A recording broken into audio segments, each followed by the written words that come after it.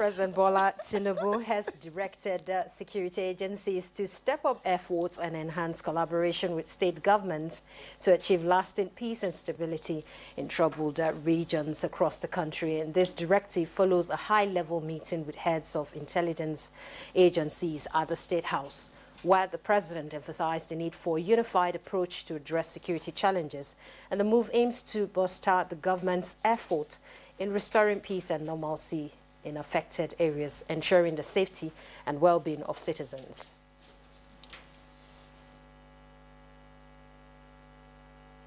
We gave him what is going on, and we also assured him that work is ongoing and continuous. We also carried out his instructions. We went around, the chiefs were all out where we had these sparks and incidents of insecurity: Plateau State, Benue State, even Borno, these particular 3 states. And we gave him a feedback because he directed us to go.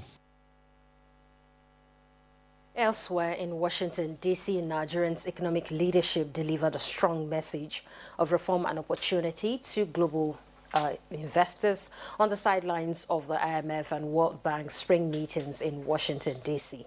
Finance Minister Wale Edun and Central Bank Governor Olayemi Kadoso led the charge with a message that Nigeria is open for business, with reforms laying the groundwork for sustainable growth and renewed global partnerships. Initiatives, policies, and structural reforms to get to 7% per annum growth, because it is at that level that you begin to lift a substantial number of Nigerians. Meanwhile, ECOWAS Council of Ministers rose from its extraordinary session in Accra, Ghana, after finalizing and adopting the report on contingency plan for the exit of the 3 Sahelian states. The resolution is to be presented to the ECOWAS Authority of Heads of State and Government.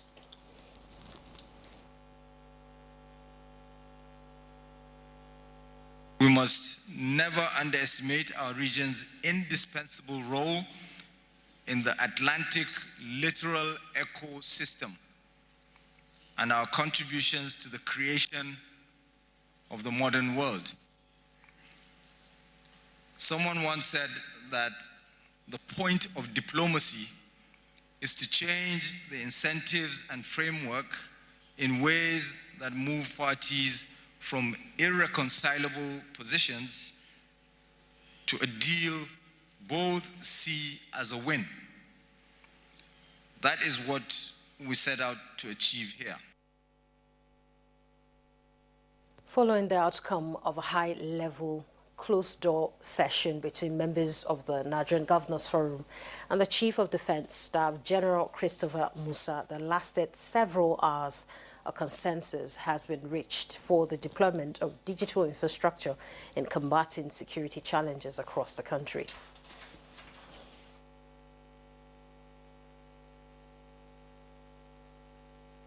The National Land Registration and Titling Program, which we need the collaboration with the state governors and the buy-in to ensure that, because and the establishment of the National Land Commission, which is a commission we intend to establish.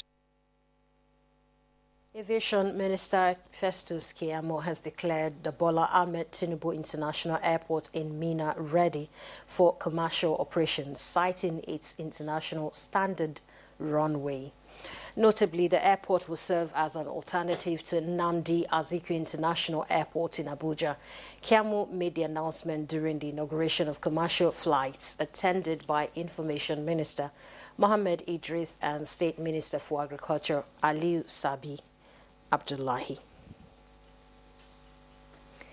The kind of runway we have here, the facilities and the nearness of the Minna International Airport or the Bola Ahmed Tinubu Airport to Abuja, this should be the alternative airport. In other news, Delta State Governor Sharif Oborowere and several key stakeholders in the People's Democratic Party, PDP, have defected to the ruling All Progressives Congress. The defection was announced by Charles Oniago, Commissioner for Works and Public Information, following a closed-door meeting at Government House in Asaba. We needed to take a decision that will further help to cement the development in our state, to build the bond of love that have existed in our state, to further advance the cause of security and welfare of our people, and to a very large extent, ensure that development in Delta, because every politics is local, is not truncated. And in taking that decision, we came to the inevitable conclusion that moving out of the PDP is very, very necessary for us to be able to collaborate with our kith and kin and build that state that every Delta will be proud of. Those are the news highlights. Good morning, Nigeria continues with Ademola and Claire. And remember, the conversation this morning is on sports. You don't want to miss that.